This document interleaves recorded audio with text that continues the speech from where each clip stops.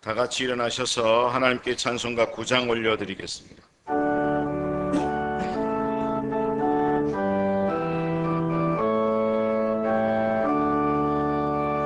하늘에 가득 찬 영광의 하나님, 온 땅에 충만한 존귀하신 하나님, 생명과 빛으로 지혜와 권능으로 언제나 우리를 지키시는 하나님, 성부와 성자와 성령 삼위의 하나님, 우리 예배를 받아주시옵소서.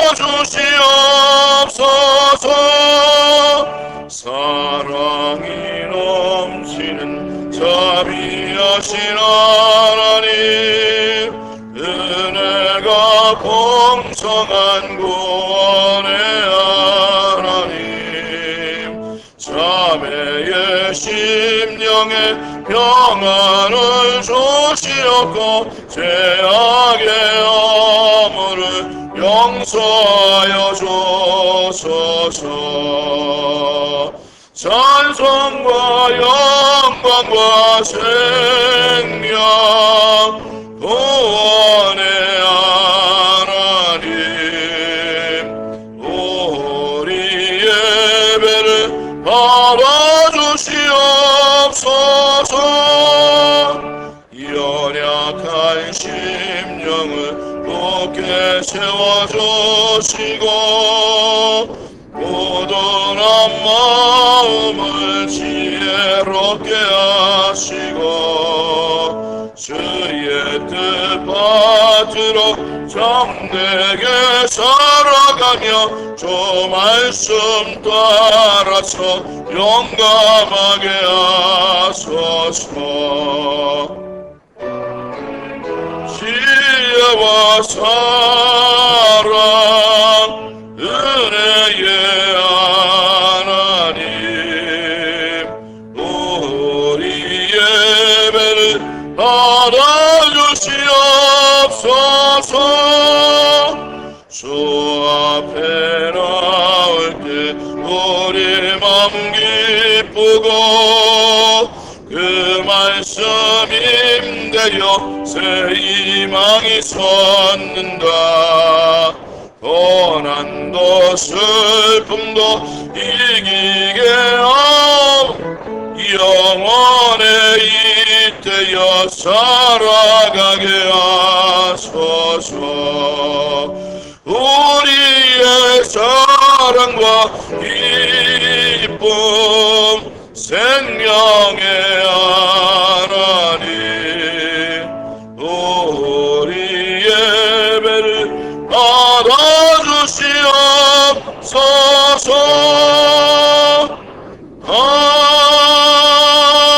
아멘.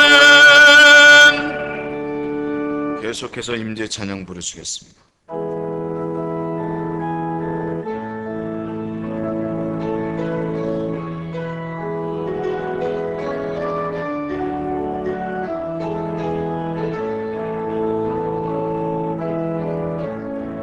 하늘의 문을 여소서.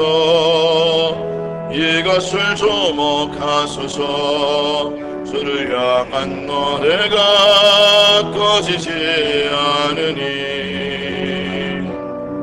하늘을 열고 보소서. 이곳에 임재하소서.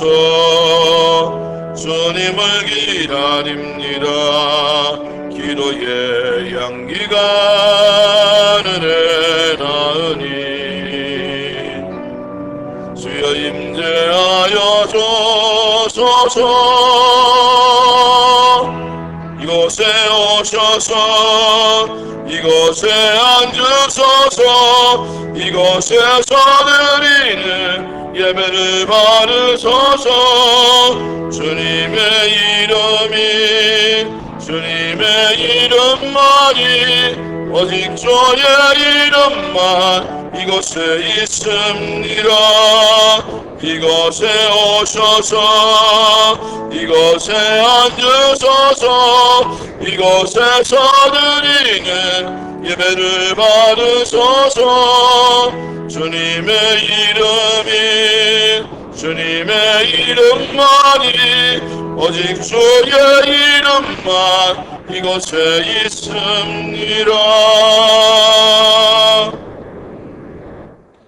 오호라 너희 목마른 자들아 물러 나오라. 돈 없는 자도 오라.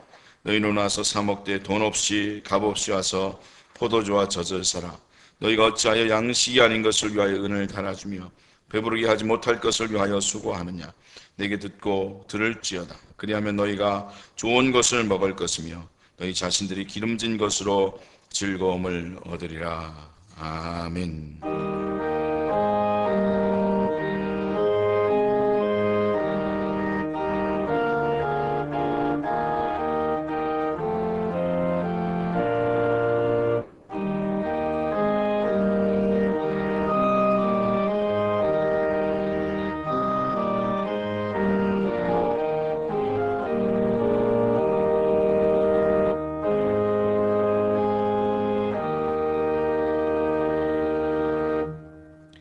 함께 찬송가 15장 찬양하겠습니다.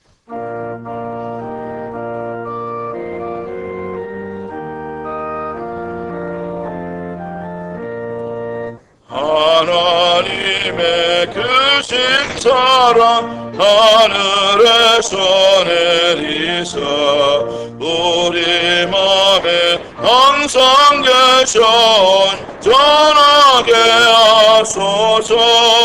우리 주는 자비하사 사랑 무한하시니 두려워서 떠는 자를 구원하여 주소서. 걱정 근심 많은 자를 성령 감하시며 복과 은혜 사랑받아 평안하게 하소서. 처음과 끝이 되신 주님 항상 인도하셔서 마귀 유혹받는 것을 속히 끊게 하소서. 전능하신 아버지여 주의 능력 주시고 우리 맘에 임하소서. 떠나가지 마소서. 주께 영광 항상 돌려 전사처럼 섬기며 주의 땅 영영토록 찬송하게 하소서. 우리들이 거듭나서 의미 없게 하시고 주의 크신 구원받아 온전하게 하소서. 영광에서 영광으로 전국까지 이르러 크신 사랑 감격하여 경배하게 하소서. 아멘. 교동문 85번입니다. 사랑하는 자들아 우리가 서로 사랑하자. 사랑은 하나님께 속한 것이니 사랑하지 아니하는 자는 하나님을 알지 못하나니. 하나님의 사랑이 우리에게 이렇게 나타난 바 되었으니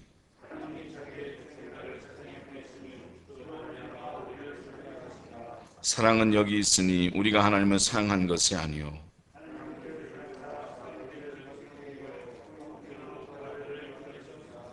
사랑하는 자들아 하나님이 이같이 우리를 사랑하셨은즉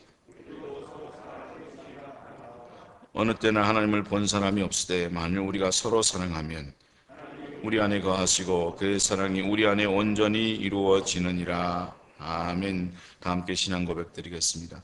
나는 전능하신 아버지 하나님 천지의 창조주를 믿습니다. 나는 그의 유일하신 아들 우리 주 예수 그리스도를 믿습니다. 그는 성령으로 잉태되어 동정녀 마리에게서 나시고 본디오 빌라도에게 고난을 받아 십자가에 못 박혀 죽으시고 장사된 지 사흘 만에 죽은 자 가운데서 다시 살아나셨으며 하늘에 오르시어 전능하신 아버지 하나님 우편에 앉아 계시다가 거기로부터 살아있는 자와 죽은 자를 심판하러 오십니다. 나는 성령을 믿으며 거룩한 공교회와 성도의 교제와 죄를 용서받는 것과 몸의 부활과 영생을 믿습니다. 아멘. 자리에 앉으셔서 304장 찬송하겠습니다.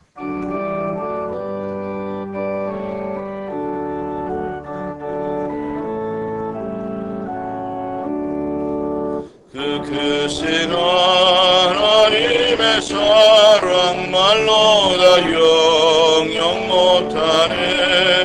저 높고 높은 별을 넘어 이 낮고 낮은 땅 위에 죄범한 영혼 구하려 그 아들 보내사 아버지를 삼으시고 죄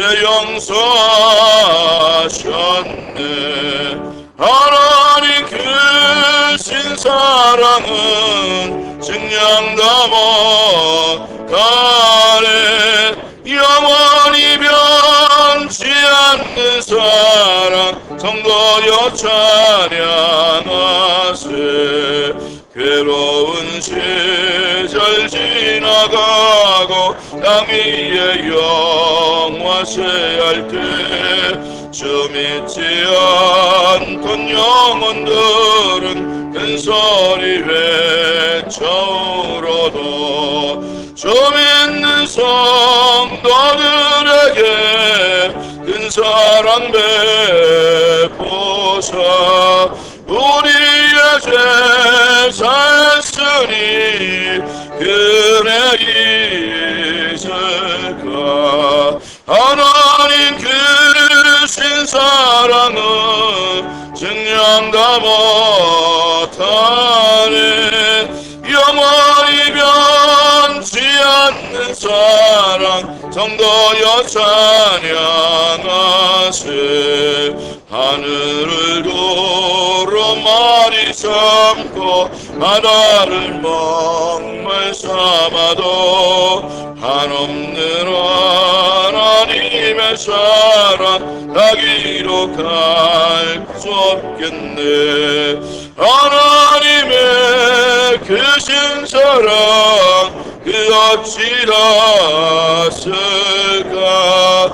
산을 높이사도 세우지 못하리. 하나님 크신 사랑은 증량다 못하네. 영원히 변치 않는 사랑 성도로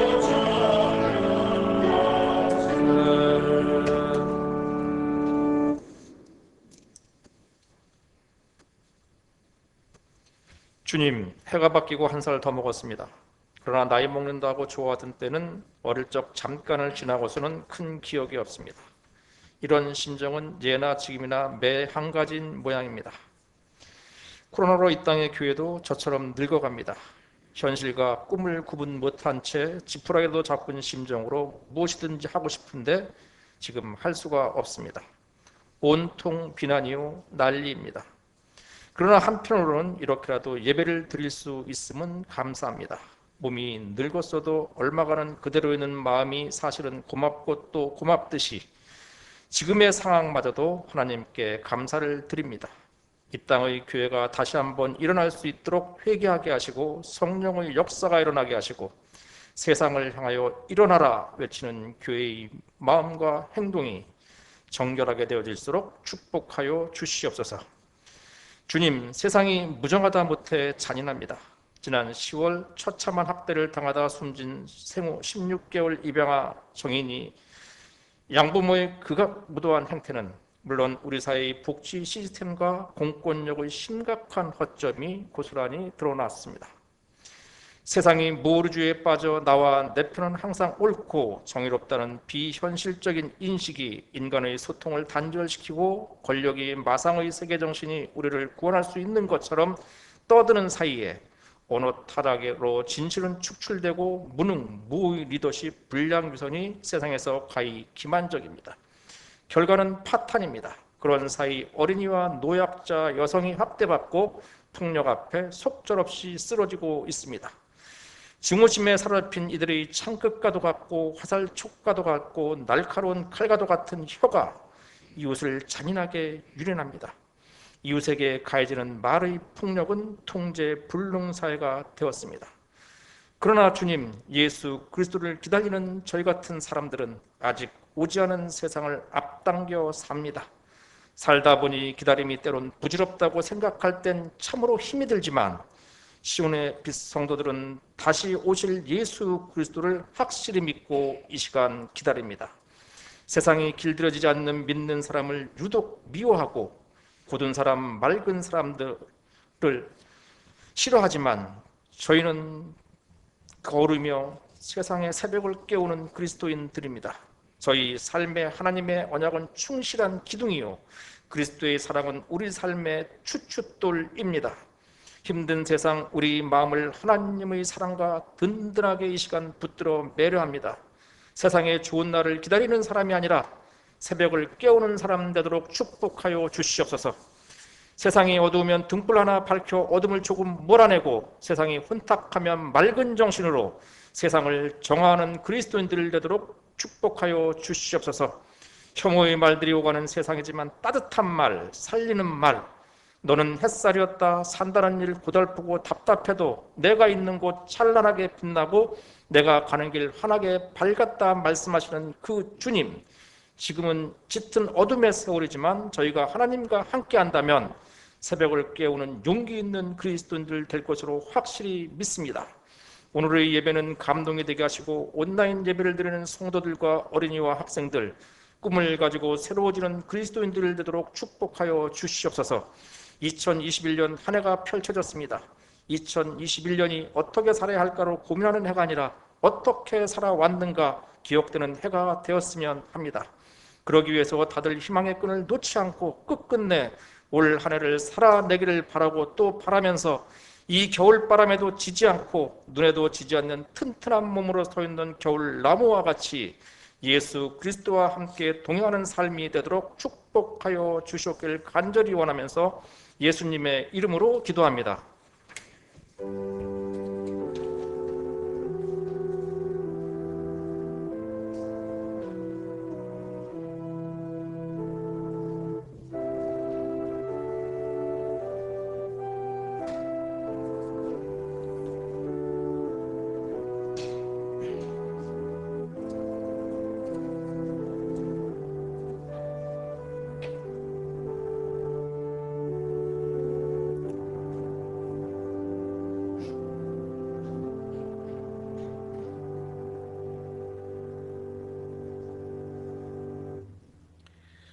오늘 하나님께서 주신 말씀은 창세기 2장 18절에서부터 25절 말씀입니다. 창세기 2장 18절에서 25절 말씀입니다. 한 절씩 교독하시고 마지막 절은 함께 읽도록 하겠습니다. 이호 하나님이 이르시되 사람이 혼자 사는 것이 좋지 아니하니 내가 그를 위하여 돕는 배필을 지으리라 하시니라.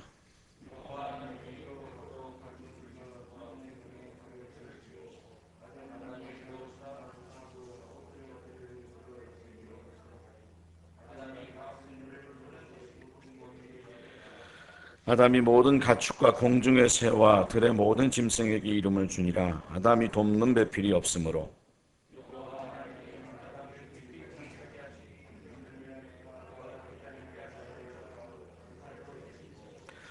여호와 하나님이 아담에게 취하신 그 갈빗대로 여자를 만드시고 그를 아담에게로 이끌어오시니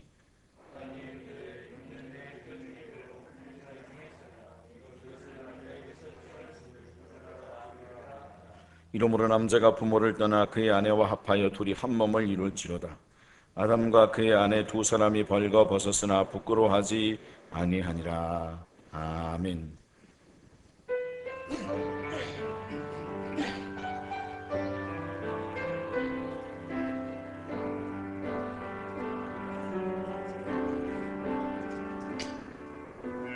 천사의 말한다 해도 내 맘에 사랑 없으면 내가 탐지식과 믿음 있어도 아무 소용 없으니 살을 옮길 믿음이 있어도 나 있는 모든 것 불지라도 나 자신 낮추어도 아무 소용없네 소용없네 사랑은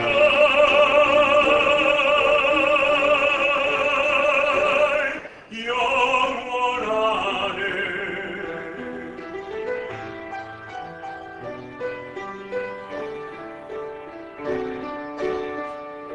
사랑을 온유하며 사랑을 자랑치 않으며 오만하지 아니하며 왜 기뻐하지 아니하니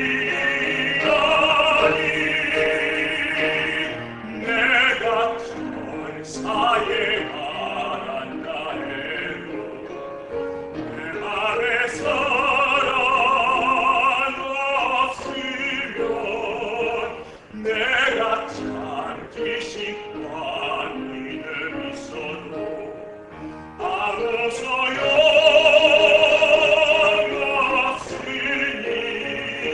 살을 옮길 믿음이 있어도 나 있는 모든 것 불지라도 나 자신 낮추어도 아무 소용없네 소용없네 사랑은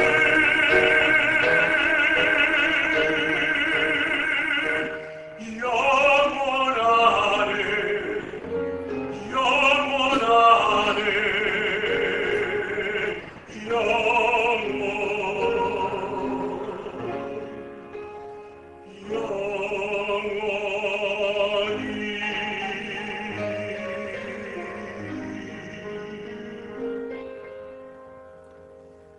아멘. 하나님께 영광 돌립니다. 강창명 지휘자님 감사합니다. 기도하겠습니다. 하나님 오늘도 말씀하여 주시고 주의 음성을 듣게 하시고 하나님의 마음을 아는 귀한 시간 되게 하여 주옵소서. 하나님께서 친히 말씀하여 주옵소서. 감사하고 예수님의 이름으로 기도하옵나이다. 아멘. 코로나19로 인해서 사회적 거리두기를 하고 있습니다. 많은 분들이 참 힘들어합니다. 사람을 만나고 싶어 하기 때문입니다. 그럼 왜 우리가 그렇게 사람들을 만나고 싶은 것입니까? 하나님께서 우리를 그렇게 만드셨기 때문입니다. 사회적 존재로 우리를 그렇게 만드셨기 때문입니다. 첫 번째로 사람이 혼자 사는 것이 좋지 않다고 생각하신 것이 다른 분이 아닌 하나님이시라는 것입니다. 돕는 배필이 필요하다고 하는 것이 아담이 필요하다고 말하는 게 아니고 그런가 하면 우리가 필요하다고 말한 게 아니고 하나님께서 친히 돕는 배필이 필요하다고 하신 것이 하나님이시기 때문입니다. 창세기 2장 18절 말씀을 보면 요 하나님이 이르시되 사람이 혼자 사는 것이 좋지 아니하니 내가 그를 위하여 돕는 배필을 지으리라 그렇게 말씀을 하고 있는데 하나님께서 친히 돕는 배필이 나한테 필요하겠다 그렇게 생각하셨다는 것입니다. 왜냐하면 하나님은 혼자 있는 것을 싫어하시는 분이십니다. 하나님 당신 그분 자체, 성품 자체가 혼자 있는 것을 너무 싫어하셔서 하나님은 삼위로 존재하십니다. 성부 하나님, 성자 하나님, 성령 하나님이 함께 같이 존재하시면서 또한 함께 그 모든 은혜를 공유하시고 사랑을 공유하시면서 그렇게 지내십니다.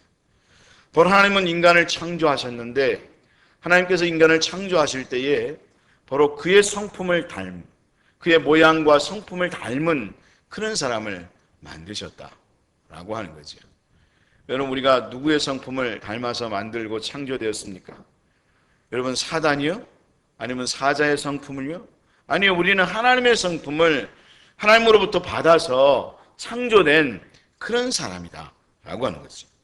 하나님께서는 우리의 성품, 우리를 만드실 때 당신의 성품을 가지고 우리를 만드셨기 때문에 하나님, 우리가 혼자 사는 것을 좋아하지 않으시고 함께 살도록 하셨다라고 하는 거죠.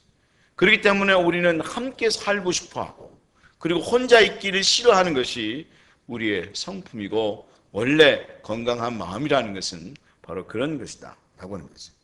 그래서 하나님께서 함께 살도록 만든 것이 가장 기초 단위가 가정인 것입니다. 그럼 왜 하나님께서 혼자 살지 않게 하시고 함께 살도록 하게 하시고 돕는 배필을 만드셨을까요?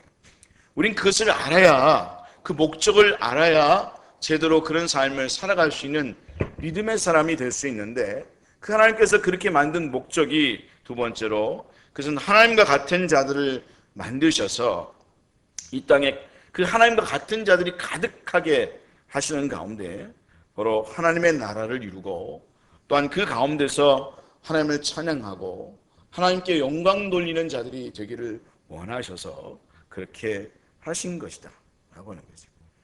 여러분, 우리가 하나님 앞에 나와 예배를 드리는데, 여러분, 우리가 하나님 앞에 나와 예배를 드리는 목적이 뭡니까? 왜 예배를 드리는 겁니까? 우리가 예배를 드리는 가장 중요한 이유는 그 하나님을 섬기는 자들이 다 같이 한 자리에 모여서 하나님께 영광 돌리고 찬양하기 위함입니다. 여러분, 그렇잖아요.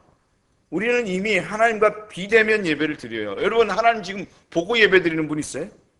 그래서 어떻게 보면 다 비대면으로 예배를 드리고 있는 거예요. 그럼에도 불구하고 우리가 다 같이 모여서 하나님 앞에 예배 드리고 그리고 우리가 함께 모임을 갖기를 원하는 가장 중요한 이유는 그 모든 하나님의 형상과 성품을 닮은 사람, 하나님의 아들들이 함께 모여 그 하나님을 찬양하며 하나님께 영광 돌리기를 원하시는 하나님의 마음을 우리가 알고 있기 때문이다 라고 하는 거죠. 그래서 저는 사실은 찬양도 함께 하는 것이 좋고, 여러분, 독창보다도 합창이 좋고요. 그리고 수천 명 함께 찬양할 때 그 하나님의 영광이 임하는 걸 경험할 수가 있어요. 하나님은 우리가 혼자 있는 것을 원치 아니하시는데, 여러분, 우리가 이렇게 한 자리에 같이 모여서 예배를 드리는 것, 그리고 함께 하는 것, 혼자 할 수 없는 거잖아요. 그 같이 하나님과 같은 자들을 만들어서 이 땅에 가득해서 하나님의 나라를 만들어가는 것, 그 가운데 하나님을 찬양하고 영광 돌리는 것, 혼자서 할 수 있는 일이 아니잖아요. 그래서 창세기 1장 27절부터 28절 말씀을 보면 하나님이 자기 형상, 곧 하나님의 형상대로 사람을 창조하시되 남자와 여자를 창조하시고 하나님이 그들에게 복을 주시며 하나님이 그들에게 이르시되 생육하고 번성하여 땅에 충만하라, 땅을 정복하여 하고 바다의 물고기와 하늘의 새와 땅에 움직이는 모든 생물을 다스리라 하시니라, 그렇게 말씀을 하고 있는데, 하나님께서는 자기의 형상, 그 자기 형상대로 인간을 창조하신 후에 하신 축복이 무엇인가 하면 생육하고 번성하여 땅에 충만하라는 것입니다. 그리고 그 노아의 홍수 사건 이후에 노아에게 주신 축복도 동일한 것이었습니다. 생육하고 번성하여 땅에 충만하라고 하는 것이 하나님께서 주신 인간에 대한 축복이었다는 것입니다. 그럼 왜 그렇게 하신 것입니까? 바로 당신의 형상을 가진 자들이 땅에 충만하여 하나님과 같은 삶을 살아가는 것, 그리고 하나님의 나라를 이루는 것, 그리고 하나님께 영광 돌리고 하나님을 찬양하는 것이 바로 그분의 뜻이었다라고 하는 거죠. 그것이 하나님의 나라 천국에서 성취되고 있는 것을 우리가 알 수 있는데, 요한계시록 7장 9절부터 10절까지의 말씀을 읽게 되면 이 일 후에 내가 보니 각 나라와 족속과 백성과 방언에서 아무도 능히 셀 수 없는 큰 무리가 나와 흰 옷을 입고 손에 종려 가지를 들고 보좌 앞과 어린 양 앞에 서서 큰 소리로 외쳐 이르되 구원하심이 보좌에 앉으신 우리 하나님과 어린 양에게 있도다 하니, 그렇게 말씀을 하면서 지금 하나님의 나라에서, 천국에서 하나님 앞에 구원받은 거룩함과 정결함의 삶을 살아가는, 하나님의 성품을 닮아서 구원받은 하나님의 백성들이 저 하나님의 나라에서 그 수천만 명, 수억 명, 수십억 명, 정말 인류의 태초부터 지금까지 구원받은 수많은 사람들이 하나님을 찬양하며 하나님께 영광을 돌리는 그 하나님의 역사, 그 은혜가 지금 천국에서 이루어지고 있다는 거죠. 구원하심이 하나님과 어린 양에게 있도다 하면서 하나님을 찬양하는 그 영광의 모습이 지금도 하나님의 나라에서 펼쳐지고 있다는 것입니다. 근데 바로 하나님의 나라에서 이것이 이루어졌고 또 이루어지고 있음을 말씀해 주고 있는데, 하나님께서는 그 전에 바로 이 땅에서도 그런 모습을 이루기를 원하셨다는 것입니다. 원래 인간이 타락하기 전 에덴 동산에서 하나님께서 계획하셨던 것은 바로 그것이 온 지구상에 하나님을 믿는 사람, 아니 하나님의 성품을 닮은 사람들이 하나님을 찬양하고 편만하여, 땅에 편만하여 하나님을 찬양하고 하나님께 영광 돌리는 삶, 그런 삶을 살기를 원하셨다는 거예요. 그래서 하나님께서는 부부를 만드셨고요, 그래서 가정을 만드셨고요, 그리고 가정을 통하여 이 세상을 만들어가고 계시다는 것입니다. 그것은 절대로 혼자 할 수 없는 것입니다. 그리고 교회도, 하나님께서 교회를 만드신 목적도 바로 영적인 가정으로서 바로 이 땅에 그런 세상을, 하나님의 나라를 만들기를 원하셔서 교회를 세우셨다라고 하는 거죠. 바로 우리는 가정을 세운 목적과 교회를 세운 목적이 무엇인지를 알 때에 우리는 가정도 정말 하나님께서 원하시는 가정으로 만들어가고, 교회도 왜 교회를 세우셨는가 그 목적을 정확히 할 때에 우리는 진정 하나님께서 원하시는 교회를 교회답게 만들어갈 수 있는 사람이 되어질 수 있다라고 하는 거죠. 여러분, 우리 시온의교회 모든 성도들이 하나님께서 왜 가정을 세우셨는가? 그런가 하면 교회라고 하는 것을 왜 굳이 만들으셔서 우리가 이렇게 맨날 모여서 예배드리고 모여야 한다고 막 그렇게 막 애쓰는 이유가 어디 있는가를 제대로 알아서 하나님의 교회를 교회답게 만들어갈 수 있는 믿음의 성도들 다 될 수 있기를 원합니다. 여러분은 올 한 해 가정이 어떤 가정이 되었으면 정말 좋겠습니까? 올 한 해 표가 옆에 있는 것처럼, 보시면 아는 것처럼 가정을 세우는 교회, 교회를 세우는 가정이라 그랬잖아요. 가정을 세워가는, 진짜 하나님이 원하셨던 정말 에덴 동산에 태초에 하나님께서 천지를 만드시고 그리고 인간을 만드시고 여러분을 만드시고 또 가정을 세우셨을 때에, 여러분 결혼할 때, 처음 결혼하는 마음을 가졌을 때 왜 내가 결혼을 하지? 교회 생활할 때 왜 교회 생활을 하는가? 그 목적이 어떤 목적이었는가? 여러분, 우리가 그것을 알았으면 좋겠는데, 올 한 해 가정이 어떤 가정이 여러분 되었으면 정말 좋겠습니다. 우리는 매해 여러분 새해를 시작할 때마다 개인의 목표를 세웁니다. 그럼 가정의 목표를 세웁니다. 올 한 해 우리 가정은 이랬으면 정말 좋겠다 하고 목표를 세웁니다. 그걸 뭐 가운으로 정하기도 하고 또 목표를 정하고 그걸 붙여놓기도 하고 그렇게 삶을 살아갑니다. 그리고 가정을 위한 기도 제목을 내시라고 이야기하면 매해마다 성도님들 내시는 걸 보면 그런 여러 가지 목표들을, 기도 제목들을 내십니다. 가정의 행복을 위해서 기도해 주십시오. 화목을 위해서 기도해 주십시오. 가족 식구들의 건강을 위해서 기도해 주십시오. 사업이 잘 되기를 위해서 기도해 주십시오. 자녀가 꼭 취업하고 대학에 들어갔으면 좋겠습니다. 기도해 주십시오. 하고 그 제목들을 적어내시는데, 저는 그것이 굉장히 중요하다고 생각을 합니다. 그것이 필요하다고 생각을 합니다. 근데 그 목적이 무엇인가? 그 기도하는 제목, 그 제목의 목적이 뭐냐? 그 이유를 우리가 정확히 알아야 되는데, 하나님께서 가정을 세우신 목적, 바로 하나님 나라의 비전이 무엇인가를 생각하고 그 신앙적인 비전을 공유하고 기도할 수 있는 사람이 되어져야 한다는 것입니다. 우리가 가정이 화평한 것도, 그러면 가족 식구들이 건강한 것도, 사업이 잘 되는 것도 가장 중요한 목적은 바로 그것을 통해서 하나님의 나라를 이루어가기 위해서. 여러분 그렇잖아요. 여러분 가족 식구들 중에 누구 하나라도 아파 보세요. 그럼 여러분 가정이 화평하겠어요? 여러분 가정에 하나님의 나라와 같은 그런 일들을 여러분 이뤄갈 수 있겠어요? 그게 참 힘들어요. 저는 어린 시절부터 그것을 경험해봐서 정말 알아요. 한 사람만 가정의 식구들이 아파도요, 그것이 몇 년만 지속되면요, 가정이 천국이 아니라 지옥 같을 수 있는 거예요. 그래서 우리는 그것을 두고 기도하는 이유가 왜 그런가 하면, 그래야 그것이 우리가 하나님의 나라를 우리가 그 어려움 없이 이뤄갈 수 있기 때문에 우리가 하나님 앞에 기도하는 이유가 바로 그건 것이다 라고 하는 거죠. 바로 우리가 신앙적인 비전을 공유하고 그것을 통해서 진짜 하나님이 원하시는 것이 무엇인가, 그러려면 우리는 가정도 화평해야 되고 가정 경제도 우리가 좋아야 되고, 그러려면 진짜 하나님의 은혜가 있어야 되겠다, 그런 마음을 갖고 있기 때문에 그런 것을 두고 기도하는 거죠. 여러분, 가정을 통해서 우리는 하나님의 사람들이 태어나게 해야 하고 하나님의 사람들을 만들어 가야 하고, 그것을 통해서 그 가정을 통해서 하나님의 나라를 이 세상에서 이루어가는 기지가 되도록, 베이스먼트가 되고 방주가 되는 그런 역할을 가정이 되고 교회가 되는 그런 역할을 감당해야 한다는 거죠. 여러분 어떻습니까?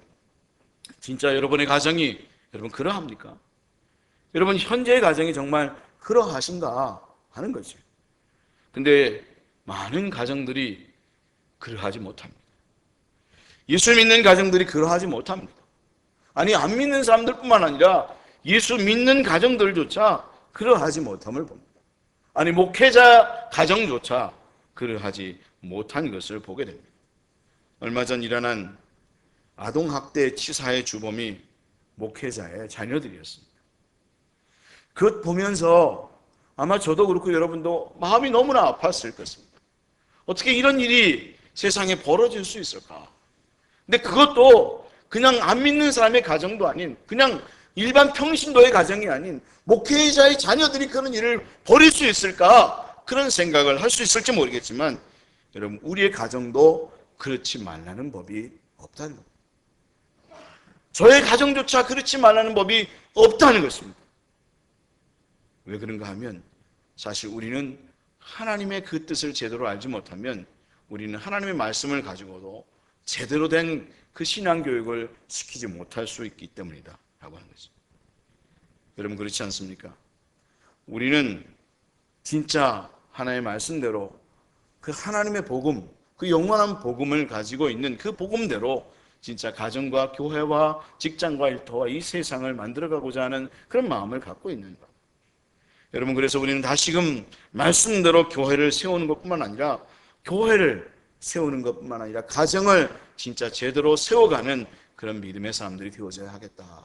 그래야 그 가정이 정말 온전하게 하나님의 뜻을 제대로 알아야 교회가 제대로 세워지고요, 그래야 이 세상이 제대로 세워지는, 여러분 우리가 하나님의 뜻 안에서 바로 서지 못하면서 어떻게 남에게 바로 서라고 얘기할 수 있겠습니까? 그러니까 정말 내가 먼저 하나님 가장 기본단인 기초단인 가정에서조차 먼저 하나님의 나라를 정말 만들어가고자 하는 그런 마음을 가지고 그 일을 성취하는 사람이 되게 해주십시오. 그것을 보여줄 수 있는, 하나님의 사람이라는 것은 이런 거야, 하나님의 나라는 이렇게 세워가는 거야 하고 자녀들에게, 식구들에게 보여줄 수 있는 믿음의 사람이 되어져야 한다는 거죠.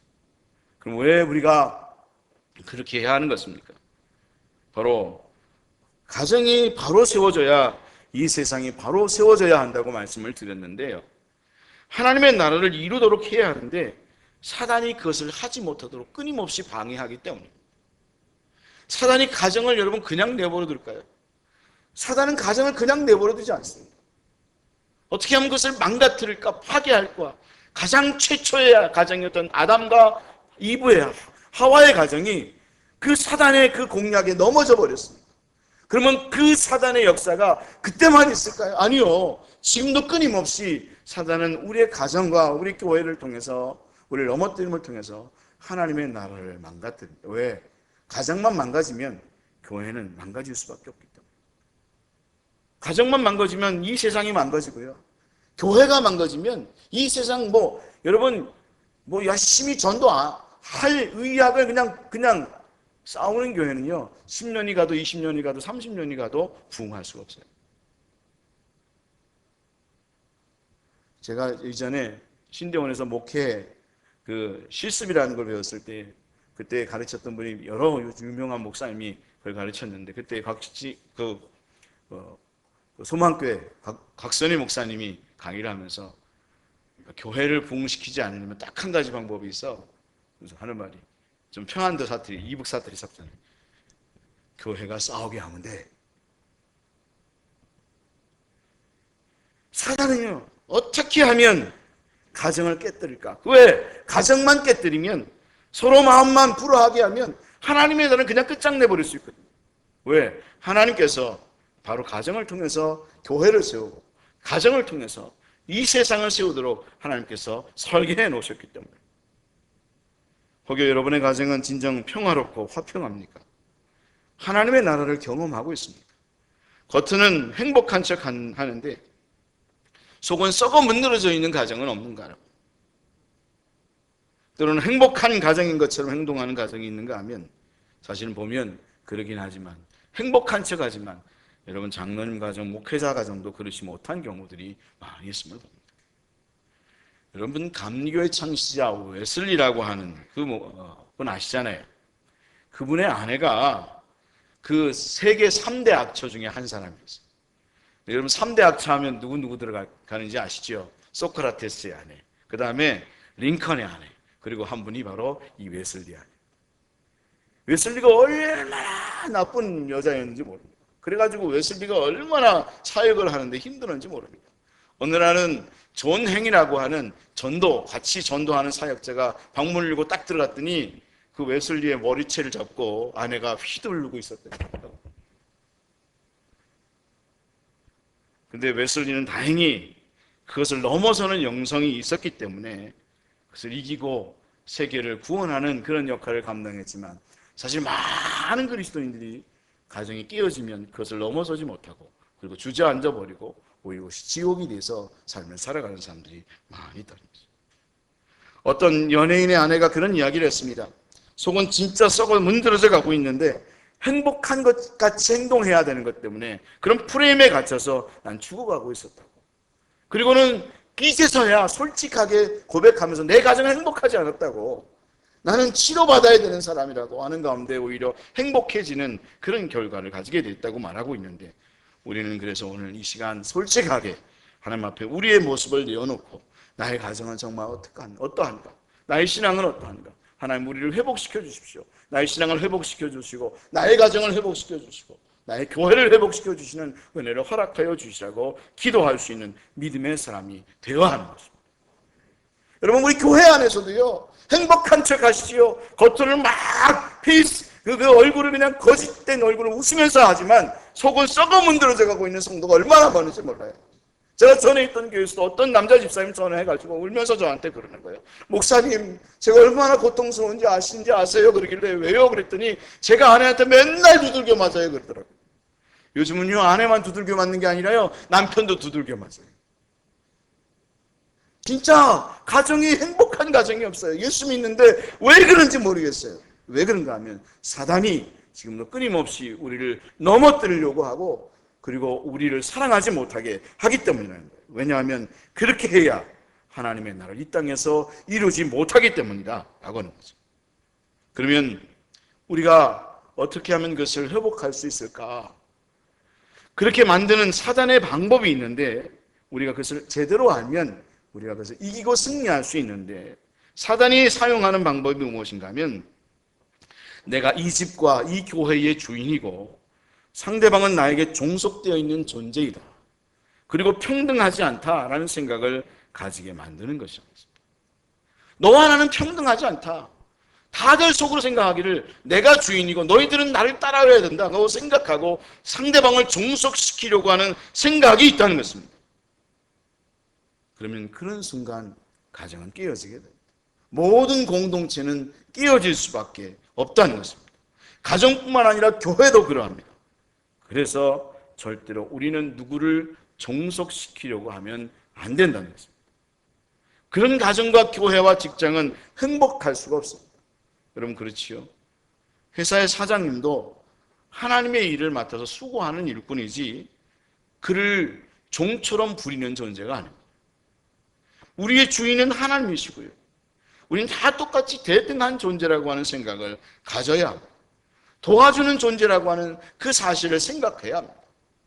우리는 보통 도와주는 존재 그러면 종속되어 있는 것처럼 생각합니다.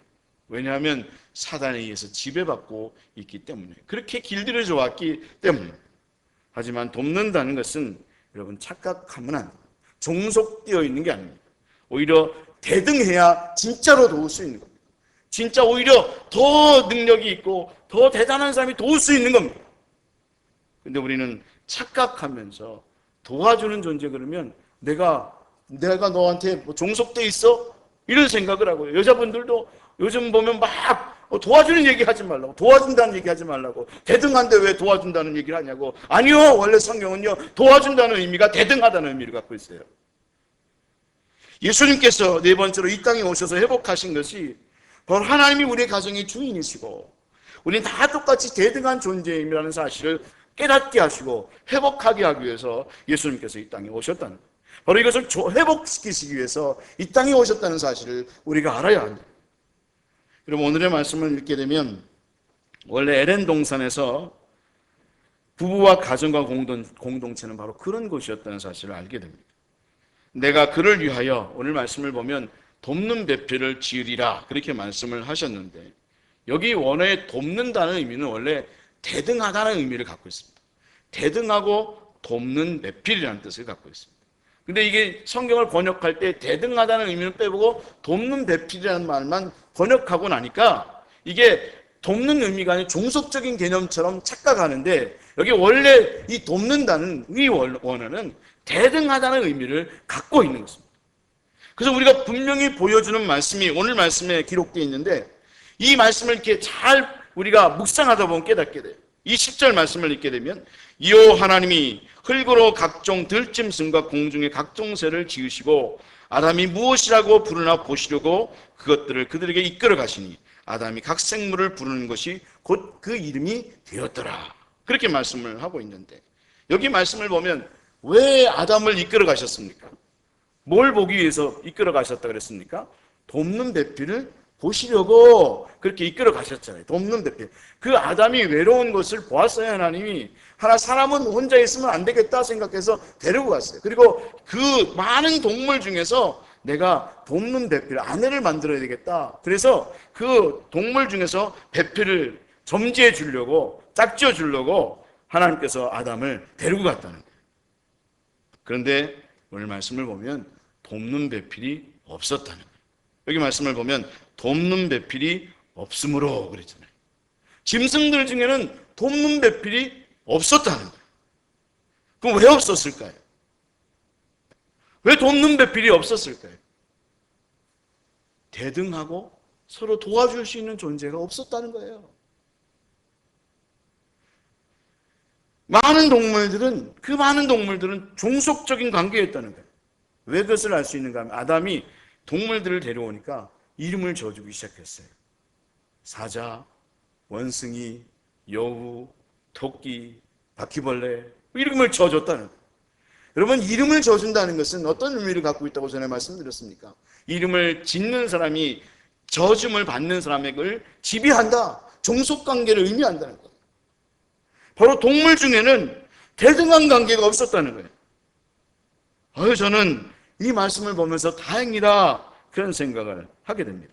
왜냐하면 만약 아담이 원숭이나 여우나 곰이나 사자 중에서 배필로 아내를 정했다면 어떻게 됐을까? 내 아내가 원숭이처럼 이러고 다니고 또 사자처럼 막 하면서 저를 맨날 막 휘두르려고 하고 막 그랬을 거 아니겠어요?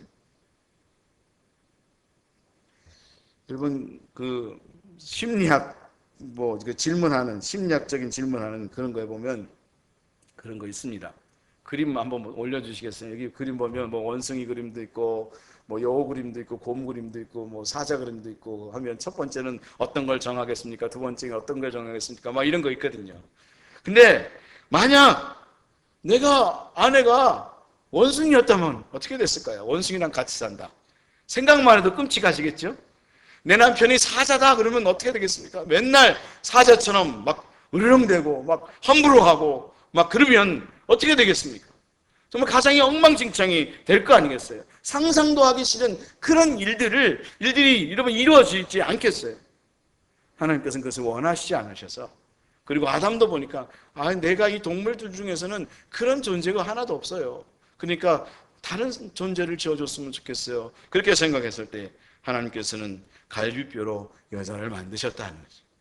매튜엘이라고 하는 주석가는 이 본문의 내용을 가지고 동등한 위치의 소라고 해서 옆구리 부분에서 취하여 만들었으며, 보호함을 잘 받을 수 있도록 하기 위해서 팔 밑에서 취했으며, 많은 사랑을 받을 수 있도록 남자의 가슴과 가까운 곳에서부터 취하여 내셨다. 그렇게 말씀을 하고 있는데, 우리는 서로가 서로에게 동등한 존재이고 서로를 보호해줘야 될 책임이 있고, 그리고 많은 사랑을 부여해줘야 될 그런 책임이 우리에게 있다. 우리 모두에게는 그런 책임이 있다는 사실을 생각하면서 하나님의 뜻을 이루어가는 가운데, 여러분 서로 사랑하는 가운데 하나 되고 연합하며 함께 해갈 수 있는 그런 믿음의 성도들 다 될 수 있기를 주님의 이름으로 축원합니다. 그것을 통해서 하나님의 나라를 이루어가는 것이 하나님의 뜻이었다는 것입니다. 하나님 24절 말씀에 이름으로 남자가 부모를 떠나 그의 아내와 합하여 둘이 한 몸을 이룰지어다, 그렇게 말씀을 하고 있는데, 바로 부부가 하나됨을 이루어서 연합을 이루는 존재가 되기를 원하셨는데, 바로 사단은 바로 우리로 유혹함을 통해서, 죄를 지음을 통해서 바로 사랑의 관계가 깨어지고 연합의 관계가 깨어지고 하나님의 나라를 상실하게 하는 그런 일을 만들어 버렸다는 거예요. 그래서 창세기 3장 20절 말씀을 보게 되면, 아담이 그의 아내의 이름을 하와라 불렀으니 그런 모든 산자의 어머니가 됩니다, 그렇게 말씀을 하고 있는데, 여러분 앞에서도 말씀한 것처럼 이름을 지었다라는 것은 종속관계가 되었다는 거예요. 바로 아담과 하와가 범죄한 다음에 그 여자의 이름을 하와라 이름 줬다. 그러니까 이 종속관계는 언제부터 나왔는가 하면 아담과 하와가 죄를 짓고 나서부터 관계가 종속관계가 돼요. 불평등의 관계가 되었다는 거예요. 이것이 다시금 회복되어져야 한다는 거예요. 우리가 죄를 지음으로 인해서 그 이후로 우리는 서로가 서로를 종속하려고 하고 사람들에게도 내가 주인이 되려고 하고 그런 태도를 취하게 되었다는 거예요. 그래서 끊임없이 상대방에게 함부로 대하고 싸우고 화내고 폭력을 행하고 학대하고 다투는 일들이 왜 생겼는가 하면 죄를 지음으로 인해서 그런 일들이 이루어졌다는 거예요. 여러분 왜 우리가 화를 냅니까? 화를 낸다는 건요, 다른 게 아니고 상대방을 통제하려는 수단이에요. 통제하려고 하다 안 되니까 그 다음 화를 내는 거예요. 화를 내는데도 안 되니까 그 다음부터 폭력을 행사하는 거예요. 그 일들이 다 어디에서 나왔는가 하면 이 죄성에서 출발한 거예요. 아동학대 치사 사건도요, 사실은 내 아이를 내 마음대로 할 수 있다는 그 죄성에서부터 나온 거예요. 우리가 영적인 흐름을 알아야 되는 거예요. 왜 그가 문제가 있다, 사회적 제도 아무리 얘기해도요, 교회가, 우리 예수 믿는 부모가 그걸 제대로 안 가르쳤기 때문에, 네가 죄인이기 때문에 그런 행동을 하는 거다. 왜 소리를 지르고, 왜 때리고, 왜 함부로 하는가? 저도요, 화낼 때가 있어요. 소리를 지를 때가 있어요. 그때마다 깨닫는 것이, 내게 소름이 끼쳐요. 왜? 내가 죄인이구나. 내 죄성이 아직도 남아있구나. 그래서 깨닫게 되면, 이러면 안 되지. 소리 지르면 안 되지. 함부로 하면 안 되지. 아이를 때리면 안 되지. 성령의 사람은요, 그래서 애들을 함부로 때릴 수가 없어요. 때릴 수는 있겠지만, 그럼에도 불구하고 기도하면서 때려야 돼요. 아이를 훈육하라고 했을 때 훈육이라는 것은 마음대로 내 마음대로 아이를 학대하고 휘두르라는 게 아니라 주장하라는 게 아니라 그 아이를 정말 하나님의 사람으로 만들려고 하는, 그래서 때릴 때도 부모들은 기도하면서 때려야 돼요. 저는 항상 기도하면서 때렸어요. 그래서 손을 들고 기도해요. 하나님이 이 아이에게 하나님의 마음을 알게 해주십시오. 기도하지 않으면 우리는 나의 감정이 들어가게 돼 있어요. 성경 말씀을 보면 선제가 때리라고 했더니 안 때렸어요. 그랬더니 너 때리라고 했는데 왜 안 때렸냐고 했더니 세게 때렸어요. 더 세게 때려서 상하게 했어요. 우리는 우리의 감정, 우리 죄성에 들어가면 우리가 누구도 이해 없어요. 똑같은 상황이 생기면 정인이 죽인 것처럼 제가 그 정인이 또 다른 정인을 죽일 수 있고요. 여러분도 그럴 수 있다는 거예요.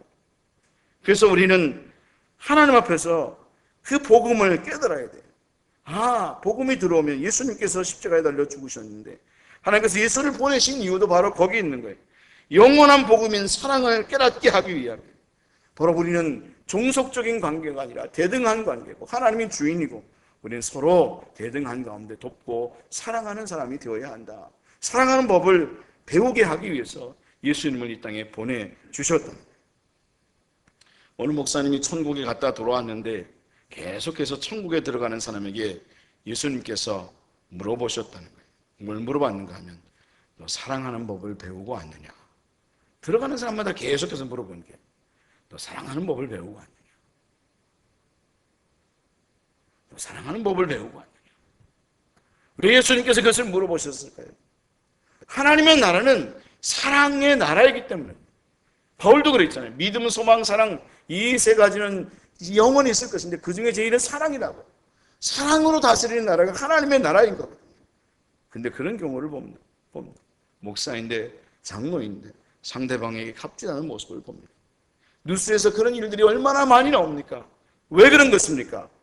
바로 예수님을 제대로 믿지 못하고 있기 때문에 그렇습니다.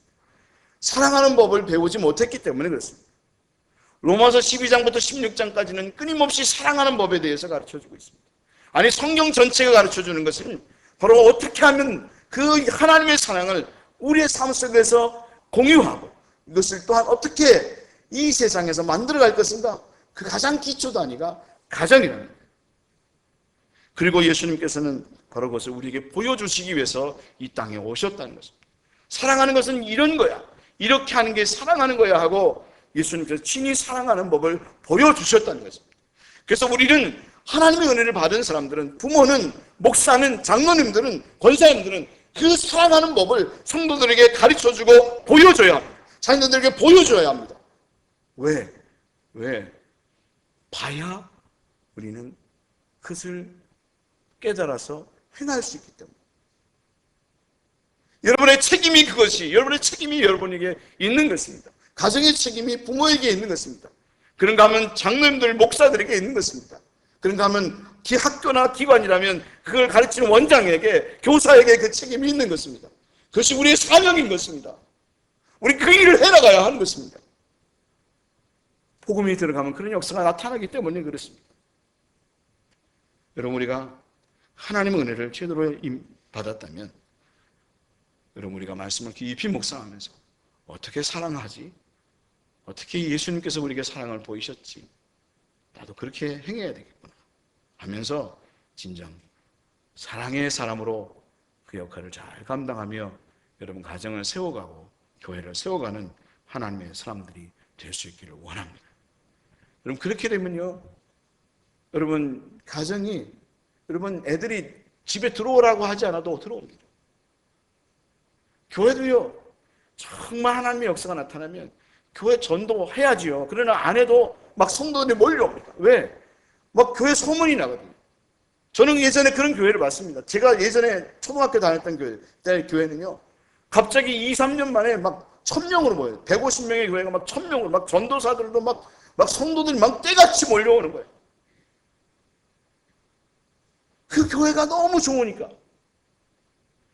여러분 우리 하나님의 나라를 우리는 만들어 가야 합니다. 가장 기초 단위가 가정에서 그 일들이 이루어져야 합니다.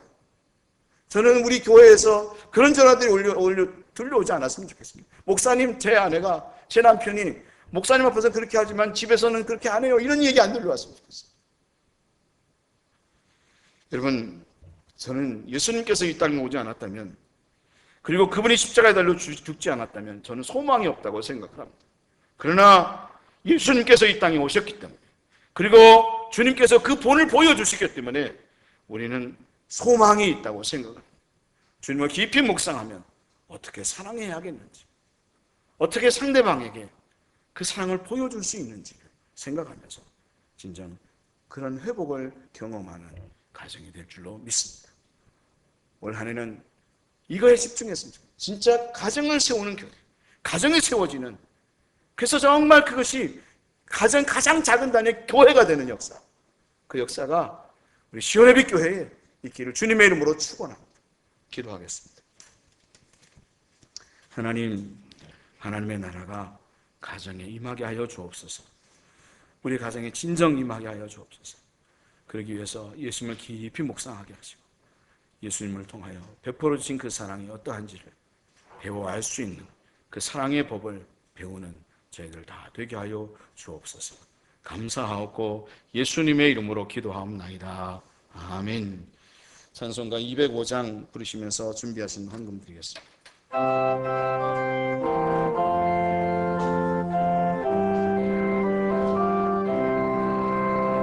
주 예수 그 신사랑을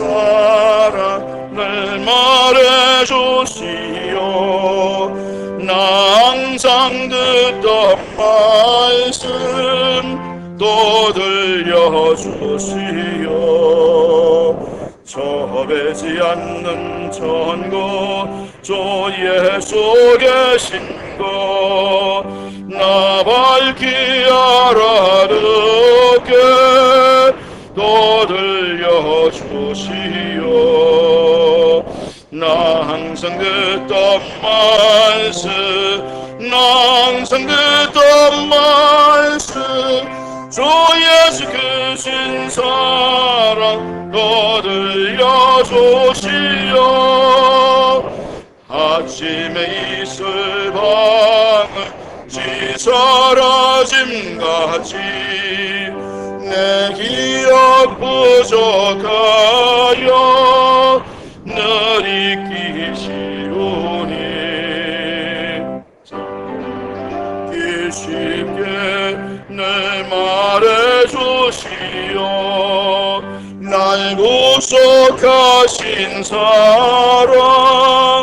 또 들려주시오.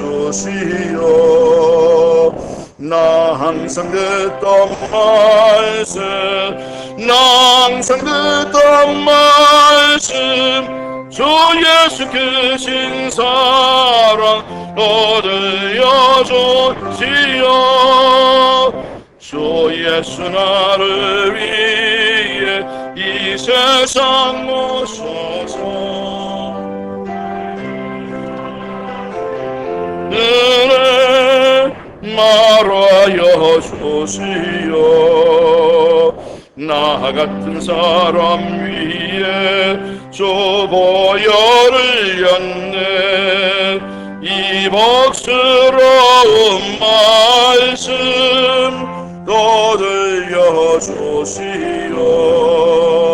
나 항상 듣던 말씀 나 항상 듣던 말씀 주 예수 크신 사랑 또 들려주시오. 이 세상 헛된 영화 날 미혹할 때에 주 예수 크신 사랑 늘 들려주시오. 천국의 빛난 영광 내 눈에 비칠 때 주 예수 크신 사랑 또 들려주시오. 나 항상 듣던 말씀 나 항상 듣던 말씀 주 예수 크신 사랑 또 들려주시오.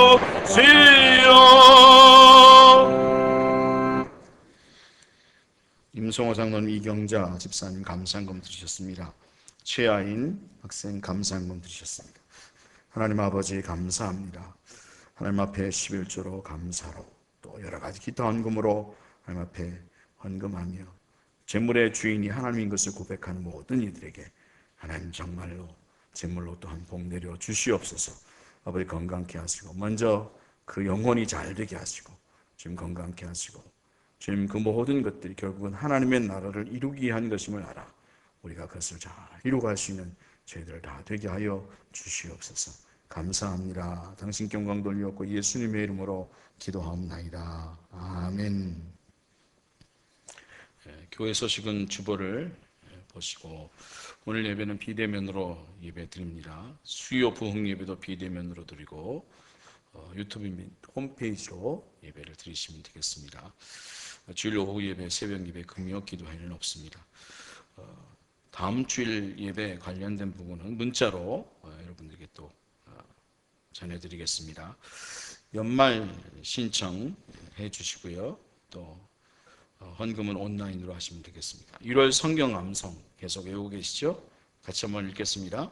여호와 하나님이 그 사람을 이끌어 에덴 동산에 두어 그것을 경작하며 지키게 하시고. 창세기 2장 15절 말씀. 이게 우리 올해의 표어의 말씀입니다. 잘 외우시고 그 외에는 주보를 참조하시고 목회 일정을 참조하시면 되겠습니다. 다 같이 자리에서 일어나시겠습니다. 옆에 계신 분과 문안하시겠습니다. 사랑합니다. 축복합니다. 천국을 이루십시다. 가송의 노래 부르고 예배를 마치겠습니다.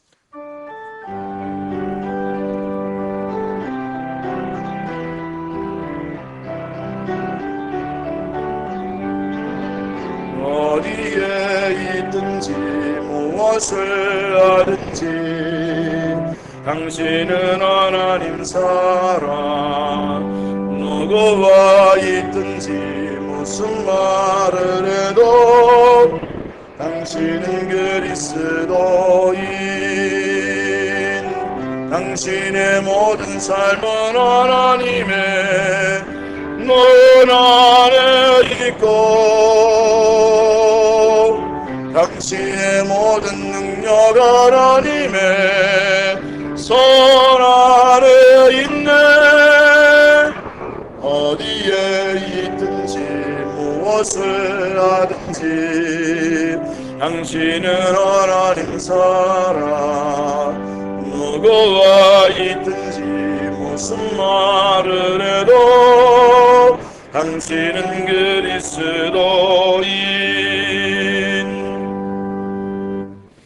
지금은 우리 주 예수 그리스도의 은혜와 하나님 아버지의 극진하신 사랑과 성령님의 감화 감동하심과 교통하심이 예수님께서 왜 이 땅에 오셨는지 그 예수님의 그 사랑을 배움으로 참으로 우리의 가정에서 하나님의 나라를 이루어가고 그것을 통해서 이 세상을 하나님의 나라로 만들기를 원하는 시온의 뵙기 모든 성도들 위해 하나님의 크신 은총이 함께 하시기를 간절히 축원하옵나이다. 아멘.